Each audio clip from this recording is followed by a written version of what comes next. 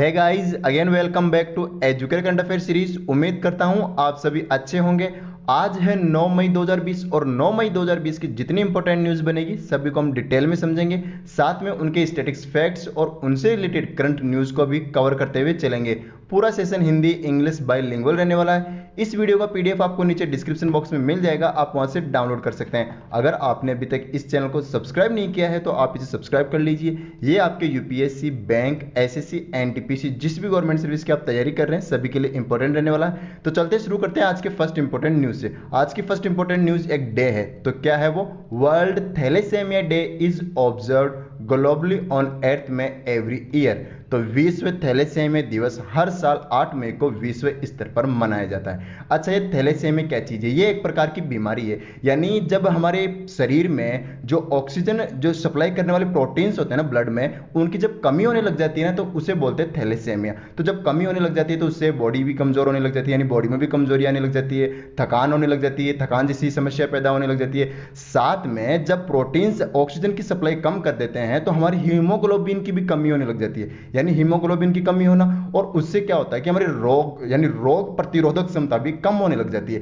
तो ये थैलेसेमिया एक प्रकार की बीमारी है। तो इसकी जागरूकता बढ़ाने के लिए लोगों में हर साल इसे 8 मई को मनाया जाता है। साथ में ही जो थैलेसेमिया बीमारी से पीड़ित लोग हैं उनकी हेल्प करने के लिए भी इस डे को मनाया जाता है। अच्छा, इसे मनाता कौन है? इसे मनाता है TIF, थैलेसेमिया इंटरनेशनल फेडरेशन, एक संस्था है, ये इसे हर साल मनाती है। अच्छा, इस बार की थीम क्या है? तो इस बार की थीम है the dawning of a new era of thalassaemia. तो ये थीम भी काफी इंपॉर्टेंट बनती है, तो थीम भी हमें पता होना चाहिए, the dawning of a new era of thalassaemia. अब चलते हैं अगली न्यूज की तरफ। अगली न्यूज भी डे से रिलेटेड है। वो क्या है? World red cross day is observe globally on earth में एवरी ईयर। तो हर साल 8 मई को विश्व रेड क्रॉस दिवस विश्व स्तर पर मनाया जाता है। अच्छा, ये रेड क्रॉस डे क्या चीज है? तो रेड क्रॉस डे दरअसल एक व्यक्ति थे जिनका नाम है हेनरी डुनट। तो उन्होंने क्या किया था कि एक संस्था की स्थापना की थी जिसका नाम है international committee of the red cross. यह संस्था क्या करती है? जो भी मानव पीड़ित यानी मानव जो पीड़ित है उसको हेल्प करने और मानव जीवन की रक्षा करने तथा महामारी और बाढ़, भूकंप जैसी प्राकृतिक आपदाएं आने पर व्यक्तियों की या हम कह सकते हैं मानव की हेल्प करने के लिए ये एक एनजीओ टाइप में संस्था की यानी स्थापना की गई थी। ये एक मेडिकल से रिलेटेड रिस्पॉन्स प्रदान करती है, जैसे कोई बाढ़ आ गई तो उसमें मेडिकल सेवाएं प्रदान करती है ये संस्था। तो इस संस्था की स्थापना की गई थी हेनरी डुनट के द्वारा। और हेनरी डुनट का जो बर्थडे है, जो जन्म दिवस है, वो 8 मई को आता है। इसीलिए हर साल 8 मई को वर्ल्ड रेड क्रॉस डे मनाया जाता है। हमारे लिए इसमें डे इंपॉर्टेंट है कि वर्ल्ड रेड क्रॉस डे हर साल कब मनाया जाता है? हमारा आंसर होगा 8 मई को इसे मनाया जाता है। अच्छा, ICRC यानी international committee of the red cross की बात करें तो इसकी स्थापना हुई थी 1863 को।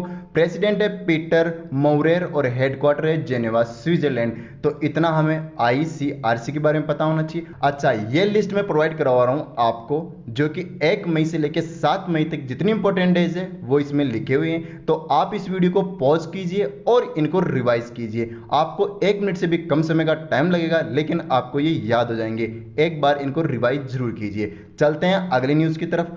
अगली न्यूज है Madhya Pradesh has become the first state in the country to provide mid day meal ration. तो मिड डे मील राशन प्रदान करने वाला मध्य प्रदेश पहला राज्य बन गया है। दरअसल अभी स्कूलें बंद है, तो स्कूल्स के बंद होने के कारण जो बच्चों का मिड डे मील था वो भी बंद पड़ा है।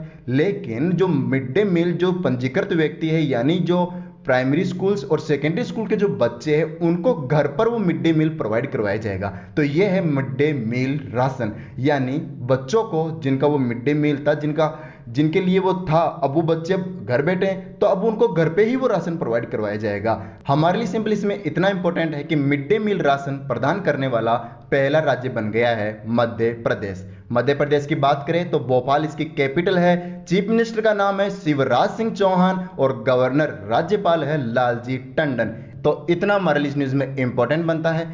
चलते हैं अब अगली न्यूज की तरफ। अगली न्यूज है Andhra Pradesh chief minister YS Jagan Mohan Reddy launches CMAPP app to monitor agriculture needs of farmers. तो आंध्र प्रदेश के मुख्यमंत्री वाईएस जगनमोहन रेड्डी ने किसानों की कृषि जरूरतों की निगरानी रखने के लिए CMAPP ऐप लॉन्च किया है। अच्छा, CMAPP क्या चीज है? इसकी फुल फॉर्म बनती है comprehensive monitoring of agriculture price and procurement.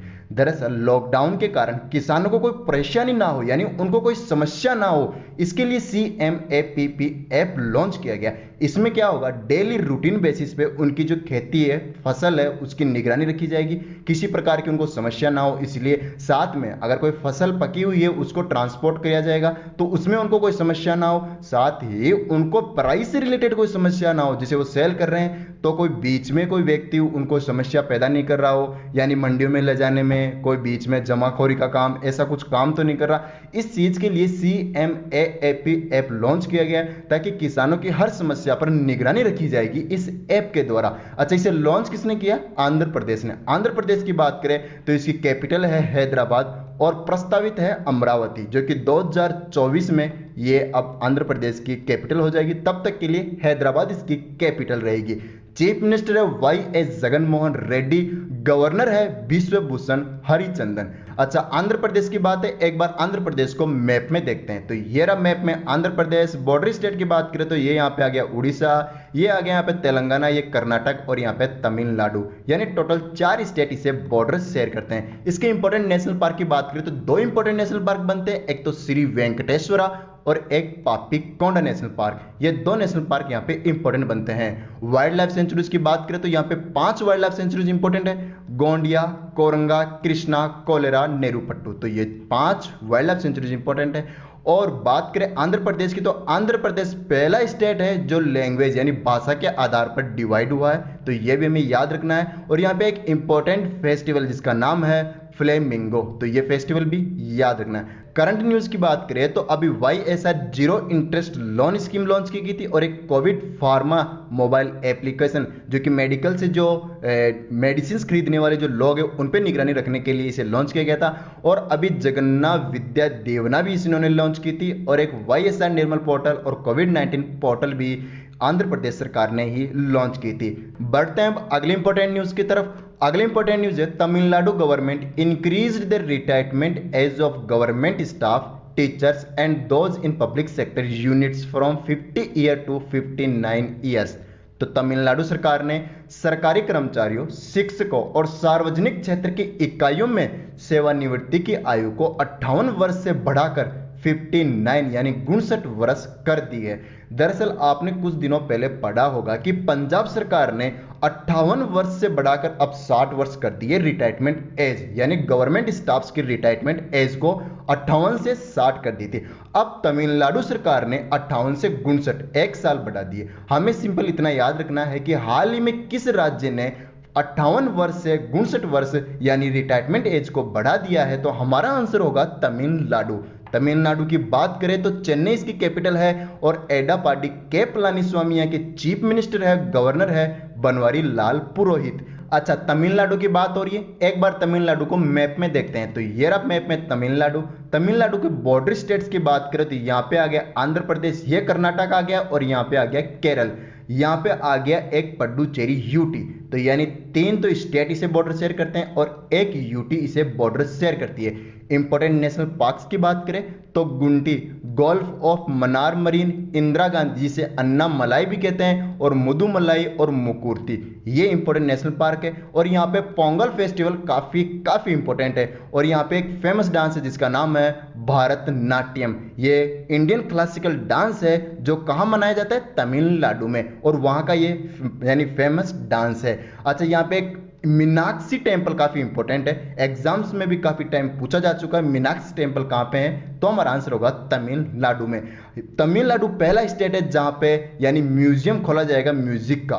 Museum कहाँ खोला जाएगा? तमिलनाडु में। भारत का पहला म्यूजियम है, यह भी हमें याद रखना है। चलते हैं अब अगली इंपॉर्टेंट न्यूज की तरफ। अगली इंपॉर्टेंट न्यूज है the government of India and Asian infrastructure investment bank AIIB signed an agreement for a $500 million covid emergency response and health system preparedness project. तो भारत सरकार और एशियन इंफ्रास्ट्रक्चर इन्वेस्टमेंट बैंक ने $500 million covid emergency response and health system readiness project के लिए एक समझौते पर हस्ताक्षर किए हैं। दरअसल गवर्नमेंट ऑफ इंडिया ने और AIIB बैंक ने $500 मिलियन जो कि कोविड-19 महामारी से लड़ने के लिए एक लोन के ऊपर हस्ताक्षर किया गया है।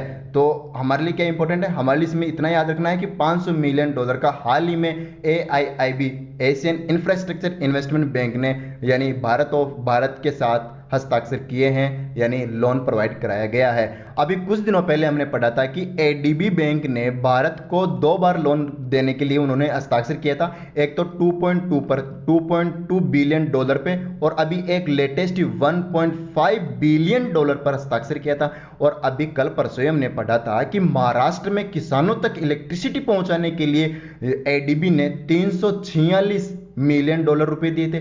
और अभी वर्ल्ड बैंक ने, कल ही हमने पढ़ा था कि वर्ल्ड बैंक ने इंडिया को कोस्टल और मरीन रिसोर्सेज को इंप्रूव करने के लिए $400 मिलियन पर हस्ताक्षर किया था। तो ये अमाउंट भी हमें याद रखना है। अच्छा, बात AIIB की हो रही है तो एशियन इंफ्रास्ट्रक्चर इन्वेस्टमेंट बैंक इसकी फुल फॉर्म बनती है। 78 कंट्रीज इसकी मेंबर है और इसकी स्थापना हुई थी 2015 में और बीजिंग चाइना में इसका हेडक्वार्टर्स है और प्रेसिडेंट है जिन लिक्वन। तो ये भी हमें याद रखना है। बढ़ते हैं अगली इंपॉर्टेंट न्यूज की तरफ। अगली न्यूज है the UNEP United Nations environment programme extended the term of Bollywood actress and environmentalist Dia Mirza as the goodwill ambassador of India till 2022। तो संयुक्त राष्ट्र पर्यावरण कार्यक्रम UNEP ने बॉलीवुड अभिनेत्री दिया मिर्जा का कार्यकाल यानी सद्भावना राजदूत के रूप में 2022 तक बढ़ाया गया है। दरअसल UNEP की ब्रांड एम्बेसडर है दिया मिर्जा, जो आप फोटो में देख रहे हैं। और अभी इनका टाइम, जो उन्होंने एग्रीमेंट साइन किया था, वो टाइम ड्यूरेशन खत्म होने को था, लेकिन अब इन्होंने 2 साल के लिए फिर से साइन कर दिया है गुडविल ब्रांड एम्बेसडर के तौर पर। अच्छा, इसका काम क्या होता है गुडविल एम्बेसडर का? दरअसल जो भी यानी अभियान चलाने हैं या फिर जो भी कोई भी प्रोग्राम ऑर्गेनाइज करवाने हैं एनवायरमेंट से रिलेटेड, जैसे पानी बचाने के लिए अभियान चलाना है या फिर एनवायरमेंट को स्वच्छ रखने के लिए अभियान चलाना है, तो उस अभियान को प्रमोट कौन करेगा? तो उस चीज के लिए, प्रमोशन के लिए एक किसी सेलिब्रिटी या एक्टर्स या क्रिकेटर्स, कुछ भी मान सकते हैं, जो पॉपुलर पर्सन होते हैं, उनको एम्बेसडर बनाया जाता है ताकि वो उस अभियान को प्रमोट करे। तो अभी UNEP जो यूनाइटेड नेशन एनवायरमेंट प्रोग्राम है, उसकी ब्रांड एम्बेसडर कह सकते हैं या गुडविल एम्बेसडर कौन है? दिया मिर्जा। तो अब इनका टाइम ड्यूरेशन और बढ़ा दिया गया है। हमारे लिए इंपॉर्टेंट UNEP भी बनेगा, यूनाइटेड नेशन एनवायरमेंट प्रोग्राम, जिसका हेडक्वार्टर है नायरोबी केन्या। हमारे लिए इसका हेडक्वार्टर काफी है और इंपॉर्टेंट तो ज्यादा ये नाम बनेगा दिया मिर्जा, जो कि UNEP की ब्रांड एम्बेसडर या गुडविल एम्बेसडर है। चलते हैं अब अगली न्यूज की तरफ। अगली न्यूज है union health minister doctor Harshvardhan has recently launched the mobile application Ayush Sanjeevani app. The app was developed by ministry of Ayush. तो केंद्रीय स्वास्थ्य मंत्री डॉक्टर हर्षवर्धन ने हाल ही में मोबाइल एप्लीकेशन आयुष संजीवनी लॉन्च किया। एप्लीकेशन को आयुष मंत्रालय द्वारा विकसित किया गया था, यानी आयुष मंत्रालय द्वारा इसे बनाया गया था। क्या चीज है ये आयुष संजीवनी? दरअसल आयुर्वेद की टेस्टिंग करने के लिए या आयुर्वेद के ट्रायल करने के लिए इस एप्लीकेशन को लॉन्च किया गया। इसमें क्या होगा, जैसे आयुर्वेद की कोई मेडिसिन तैयार की गई, अब उसका ट्रायल करने के लिए हॉस्पिटल्स में दे दिया गया। अब उनका रिस्पॉन्स प्राप्त करने के लिए ये आयुष संजीवनी लॉन्च की गई है कि कौन सी मेडिसिन कितनी सक्सेसफुल है और कितनी, मतलब कितना टाइम ले रही है और क्या चीजें उससे रिलेटेड, ये सब जानकारी प्राप्त करने के लिए आयुष संजीवनी एप्लीकेशन लॉन्च की गई। अच्छा, इसे लॉन्च किसने किया? यानी हेल्थ मिनिस्टर जो हमारे हैं हर्षवर्धन जी, इन्होंने तो इसे लॉन्च किया है और बनाया इसने आयुष मंत्रालय ने है। आयुष मंत्रालय की बात करें तो आयुष की फुल फॉर्म होती है योगा एंड न्यूरोपैथी, यूनानी, सिद्धा एंड होम्योपैथी, ये इसकी फुल फॉर्म बनती है। ए यहाँ पे आयुर्वेद आएगा, एक गायब है, तो ए का मतलब आयुर्वेद, वाई योगा, न्यूरोपैथी, यूनानी, सिद्धा और होम्योपैथी। और आयुष मिनिस्टर कौन है? श्रीपद यशो नायक। ये नाम काफी इंपॉर्टेंट है। चलते हैं अब अगली इंपॉर्टेंट न्यूज की तरफ। अगली न्यूज है defence minister Rajnath Singh inaugurated a road link from Dharchula to Lipulekh. Uttarakhand में है ये दोनों। तो through video conferencing the road link was constructed by BRO। तो रक्षा मंत्री राजनाथ सिंह ने वीडियो कॉन्फ्रेंसिंग के थ्रू दारचुला से लिपू लेक यानी उत्तराखंड में दोनों जगह तक सड़क संपर्क का उद्घाटन किया। सड़क लिंक का निर्माण बीआरओ द्वारा किया जाएगा। अभी बीआरओ कुछ दिनों पहले भी न्यूज में था, अभी मैं बताऊंगा, पहले इससे पहले हम इस पे बात कर लेते हैं। दरअसल जो उत्तराखंड में जो हिमालय पे कैलाश मानसरोवर है, वहां पर जाने के लिए पहले लंबा रूट था, तो उस रूट को शॉर्ट करने के लिए अब 80 किलोमीटर की रोड तैयार की जाएगी। तो अब इस रोड का इनॉग्रेशन कर दिया गया। किसने किया?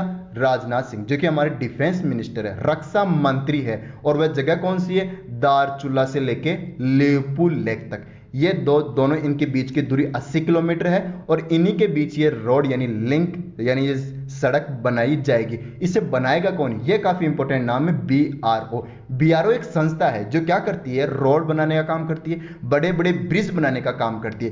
किस क्षेत्र में? जो भी कंट्रीज की बाउंड्री होती है ना अपने इंडिया की, जैसे चाइना की बाउंड्री हो गई, इधर पाकिस्तान की बाउंड्री हो गई, तो जो बाउंड्री कंट्रीज है उनके ऊपर ये जैसे पहाड़ों पर रोड बनानी है या फिर किसी नदी पर पुल बनाना है, तो ये काम कौन करता है? BRO, border road organisation. नाम से आप जान सकते हैं बॉर्डर रोड ऑर्गेनाइजेशन का इसका ये काम है। अच्छा, अभी कुछ दिनों पहले बॉर्डर रोड ऑर्गेनाइजेशन यानी बीआरओ न्यूज में था, क्योंकि उसने जो पंजाब में एक रावी नदी है उस पर एक पुल बनाया था। तो वो पुल काफी इंपॉर्टेंट नाम बनता है। तो उस पुल का नाम था, वो एक पुल था प्रोजेक्ट चेतक के नाम से, यानी प्रोजेक्ट चेतक जो चलता है वो अलग अलग एरिया वाइज चलता है। तो उस एरिया में जो भी पुल बनेगा वो प्रोजेक्ट चेतक के नाम से आएगा। तो उसका नाम हमें प्रोजेक्ट चेतक नाम याद रखना है, किस प्रोजेक्ट के तहत हुआ था। तो वो रावी नदी पर बना था जो कि पंजाब में। और अभी इन्होंने उत्तराखंड में 80 किलोमीटर की रोड के लिए अभी काम स्टार्ट कर दिया है। अच्छा, बीआरओ की बात करें तो 1960 की स्थापना हुई थी, 1960 को न्यू दिल्ली में इसका हेडक्वार्टर है और डायरेक्टर जनरल है लेफ्टिनेंट जनरल हरपाल सिंह। तो ये नाम भी हमारे लिए इंपॉर्टेंट बनता है। अच्छा, बात उत्तराखंड की हो रही है तो उत्तराखंड की बात करें तो उत्तराखंड की दो कैपिटल है, एक तो देहरादून और एक गैरसैंण। गैरसैंण अभी लेटेस्ट नई बनी है जो कि समर कैपिटल है और देहरादून विंटर कैपिटल है। त्रिवेंद्र सिंह रावत यहाँ के चीफ मिनिस्टर है और बेबी रानी मौर्य यहाँ के गवर्नर है। यहाँ पे एक इंपॉर्टेंट फेस्टिवल है फूल देई फेस्टिवल, यह भी कुछ दिनों पहले न्यूज में भी था। तो फूल देई फेस्टिवल यहाँ पे इंपॉर्टेंट है। और यहाँ पे दो इंपॉर्टेंट डैम है, एक तो हीरापुर डैम और एक तेहरी डैम। तो ये दो डैम भी हमें याद रखना है। करंट न्यूज की बात करें देहरादून की, तो अभी इन्होंने एक संपर्क दीदी पोर्टल लॉन्च किया था ताकि घर पर बच्चे पढ़ाई कर सके। और इन्होंने भी दृष्टि एप्लीकेशन भी लॉन्च किया था ताकि कोरोना वायरस से रिलेटेड एक्यूरेट इंफॉर्मेशन प्रोवाइड कराई जा सके। इतना हमारे इसमें इंपॉर्टेंट बनता है। चलते हैं अब अगली इंपॉर्टेंट न्यूज की तरफ। अगली न्यूज है, ministry of road transport and highway has announced its target to construct roads worth of ₹15 lakh crore in the next 2 years. The announcement was made by Nitin Gadkari. दरअसल ये मिनिस्टर ही है Nitin Gadkari, road transport and highway, सड़क परिवहन और राजमार्ग मंत्रालय ने अगले 2 वर्षों में 15 लाख करोड़ रुपए की सड़कों के निर्माण के लिए अपने लक्ष्य की घोषणा की है। यह घोषणा किसने की है? नितिन गडकरी, जो कि सड़क परिवहन और राजमार्ग मंत्री है। दरअसल अभी इन्होंने अनाउंसमेंट किया है कि हम 15 लाख करोड़ रुपए की आने वाले 2 साल में सड़कें बनाएंगे पूरे इंडिया में। तो यानी जिन सड़कों का यानी जिन हाईवेज का, मोस्टली इनमें हाईवेज इंक्लूड है, तो उन हाईवेज को इंप्रूव किया जाएगा जिनकी हालत खराब है या फिर नए हाईवेज बनाए जाएंगे। यह अनाउंसमेंट किया गया है नितिन गडकरी के द्वारा, जो कि हमारे road transport and highway minister है। इनका निर्वाचन क्षेत्र नागपुर बनता है, नागपुर महाराष्ट्र। तो इनका ये कॉन्स्टिट्यूएंसी भी हमें याद रखनी है। अच्छा, अभी हमने 2 दिन पहले ही पढ़ा था कि road transport and highway secretary किसे अपॉइंट किया गया था। अभी 2 ही दिन पहले हमने पढ़ा था गिरिधर अरमाने, उनका नाम भी इंपॉर्टेंट बनता है क्योंकि लेटेस्ट ही उनको अपॉइंट किया गया है। चलते हैं अब अगली इंपॉर्टेंट न्यूज की तरफ। अगली न्यूज है, the Indian meteorological department has begun to include Jammu and Kashmir, Gilgit Baltistan, Ladakh, Muzaffarabad into its meteorological subdivision of Jammu Kashmir. तो भारतीय मौसम विभाग ने क्या किया है कि जो जम्मू कश्मीर, गिलगित बाल्टिस्तान, लद्दाख और मुजफ्फरबाद को जम्मू कश्मीर का जो मौसम उप प्रभाग है उसमें शामिल कर लिया गया है। किस किस को? जम्मू कश्मीर को, गिलगित बाल्टिस्तान को, लद्दाख को और मुजफ्फरबाद को। दरअसल इस प्रभाग में पहले गिलगित बाल्टिस्तान और मुजफ्फरबाद नहीं थे, उसमें पहले लद्दाख और जम्मू कश्मीर ही थे। ये जो गिलगित बाल्टिस्तान और मुजफ्फरबाद, ये दोनों पाक ऑक्यूपाइड कश्मीर है, यानी इसको पाक द्वारा ऑक्यूपाइड कर रखा है। लेकिन अब इंडियन मेट्रोलॉजिकल डिपार्टमेंट यानी जो वेदर की फोरकास्ट करने वाला डिपार्टमेंट है, वो अब क्या कर रहा है कि पहले अब क्या है कि रोजाना लिस्ट निकलती है मौसम फोरकास्ट की, यानी किस किस एरिया में कैसा क्या मौसम रहेगा। तो उसमें क्या है, गिलगित बाल्टिस्तान और मुजफ्फरबाद को इंक्लूड नहीं किया जाता था क्योंकि वो पाक ऑक्यूपाइड था। लेकिन अभी क्या किया है कि पाक ने वहां पे इलेक्शन चलाने की, यानी वहां पे सुप्रीम कोर्ट ने कह दिया कि वहां पे इलेक्शन किया जाए। तो अब उसके विरोध में भारत ने क्या किया है कि अब गिलगित बाल्टिस्तान और मुजफ्फरबाद को अपने मौसम डिपार्टमेंट में शामिल कर लिया। यानी अब वहां का मौसम जो वेदर फोरकास्टिंग है वो इंडिया तो कर ही रहा था पहले, लेकिन अब इसे उसमें अपनी वेबसाइट में अपलोड करेगा कि हमारे इंडिया का गिलगित बाल्टिस्तान और मुजफ्फरबाद का ये एनवायरनमेंट है। तो एक काफी स्ट्रॉन्ग डिसीजन है जो इंडियन मेट्रोलॉजी डिपार्टमेंट द्वारा लिया गया है कि अब गिलगित बाल्टिस्तान और मुजफ्फरबाद भी इंडिया के उस वेबसाइट पे नाम दिखाया जाए कि ये इंडिया के ही है। अब देखते हैं अब आने वाले समय में क्या होता है क्या नहीं। हमारे लिए इसमें इतना ही इंपॉर्टेंट बनता है कि इंडियन मेट्रोलॉजी डिपार्टमेंट ने हाल ही में गिलगित बाल्टिस्तान और मुजफ्फरबाद को इंक्लूड कर लिया है जम्मू कश्मीर के, यानी उप प्रभाग में कह सकते हैं, या फिर सब डिवीजन में शामिल कर लिया है। चलते हैं अब अगली इंपॉर्टेंट न्यूज की तरफ। अगली न्यूज है एवरी ईयर ड्यूरिंग 8 and 9 में the United Nations mark the time of remembrance and reconciliation for those who lost their lives during the Second World War. तो हर साल 8 और 9 मई को संयुक्त राष्ट्र द्वारा द्वितीय विश्व युद्ध के दौरान अपनी जान गंवाने वालों के स्मरण के लिए चिन्हित किया जाता है। दरअसल 8 और 9 मई को यूनाइटेड नेशन द्वारा उन लोगों को याद किया जाता है जो सेकेंड वर्ल्ड वॉर के दौरान शहीद हो गए थे। तो उनको याद करने के लिए हर साल 8 और 9 मई को एक रिमेम्बरेंस डे मनाया जाता है जिसका नाम है time of remembrance and reconciliation for those who lost their lives during Second World War. तो ये नाम हमारे लिए इंपॉर्टेंट बनता है और इसे मनाता कौन है ये ज्यादा इंपॉर्टेंट बनता है, यूनाइटेड नेशंस। इसमें 193 कंट्रीज मेंबर है। इसकी स्थापना हुई थी 24 अक्टूबर 1945। इसीलिए हम हर साल 24 अक्टूबर को नेशनल यूनाइटेड नेशन डे भी मनाते हैं। अच्छा, इसकी स्थापना कब हुई थी? 1945 को। यूएन के हेडक्वार्टर से न्यूयॉर्क में, यानी यूएसए अमेरिका में, और डायरेक्टर का नाम है एंटोनियो गुटेरेस। तो इतना हमारी इस न्यूज में इंपॉर्टेंट बनता है। चलते हैं अब अगली न्यूज की तरफ। अगली न्यूज है चाइना है successfully launched a new rocket named long march 5B into space as its step up moon landing plans. तो चीन ने लॉन्ग मार्च 5B नामक एक नए रॉकेट को सफलतापूर्वक अंतरिक्ष में उतारा है क्योंकि चीन मून लैंडिंग की योजना बना रहा है। दरअसल ये जो आप देख रहे हैं, इन्होंने अभी कल परसों के 2 से 3 रोज हो गए, इन्होंने लॉन्ग मार्च 5B नाम से एक रॉकेट लॉन्च किया है। वो क्या करेगा, हालांकि पहले मून में जा चुके हैं, चांद पर जा चुके हैं, लेकिन और तरीके से, मतलब कह सकते हैं मानव रहित भेजना या फिर किसी भी तरीके से एडवांस लेवल पर वहां पे जाना और वहां पे एडवांस लेवल पर रिसर्च करना चांद पर, इस चीज के लिए इन्होंने लॉन्ग मार्च 5B लॉन्च किया है। इससे क्या होगा कि वो वहां पे मतलब निगरानी रखेंगे, वहां से इंफॉर्मेशन कलेक्ट करेंगे कि चांद पर और अच्छे तरीके से कैसे वहां पे लैंडिंग की जा सके और कैसे अच्छी तरह से वहां से रिसर्च की जा सके। इस चीज के लिए चाइना ने लॉन्ग मार्च 5B लॉन्च किया है। अभी कुछ दिनों पहले ही चाइना ने अपना एक तियानवेन फर्स्ट एक नाम भी लॉन्च किया था, यानी उनका जो पहला मार्स मिशन है उसका नाम क्या रखा है, तियानवेन फर्स्ट। तो ये नाम भी उन्होंने अनवील किया है, तियानवेन फर्स्ट। तो ये नाम भी हमें पता होना चाहिए। अच्छा, चाइना की स्पेस एजेंसी का नाम क्या है? CNSA, China national space administration. अच्छा, जापान की स्पेस एजेंसी का क्या नाम है? JAXA। और रशिया की रोसकॉस्मोस। और नासा आपको पता ही है यूएसए की है, और इंडिया की इसरो है। इतना हमारे लिए इसमें इंपॉर्टेंट बनता है। बढ़ते हैं अब अगली न्यूज की तरफ। अगली न्यूज है Vivo announces Vivo smart retail initiative to help offline partners in India. तो वीवो ने भारत में ऑफलाइन भागीदारों की मदद करने के लिए वीवो स्मार्ट रिटेल पहल की घोषणा की है।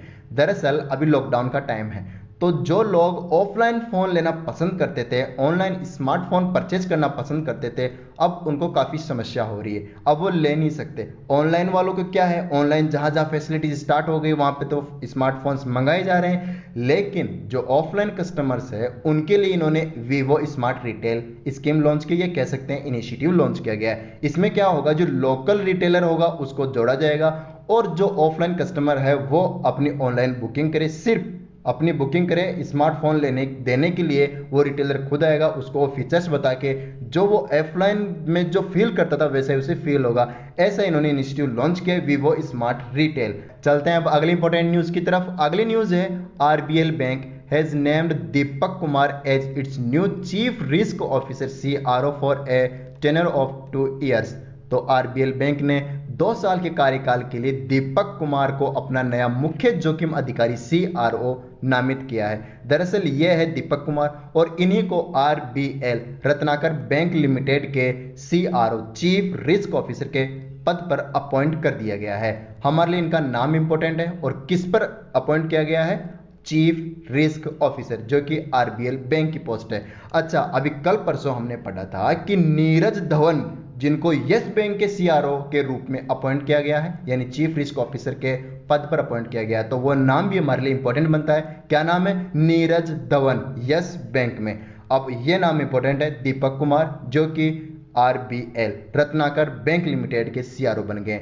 आरबीएल की बात करें तो 1943 में इसकी स्थापना हुई थी। हेडक्वार्टर्स है मुंबई में और MD एंड CEO है विश्वेश्वर ओझा। तो ये भी हमारे लिए इंपॉर्टेंट बनते हैं। तो ये था आज का complete overall session. I hope आपको ये अच्छा लगा। आपको अच्छा लगा तो इसे लाइक कीजिए, शेयर कीजिए और अगर आपने अभी तक इसे सब्सक्राइब नहीं किया है तो आप इसे सब्सक्राइब कर लीजिए। ऐसे इंटरेस्टिंग सेशन में रोजाना लेके आता रहता हूँ, काफ़ी इंपॉर्टेंट आपके एग्जाम के लिए करंट अफेयर। तो प्लीज़ डू सब्सक्राइब। मिलते हैं अब अगले वीडियो में।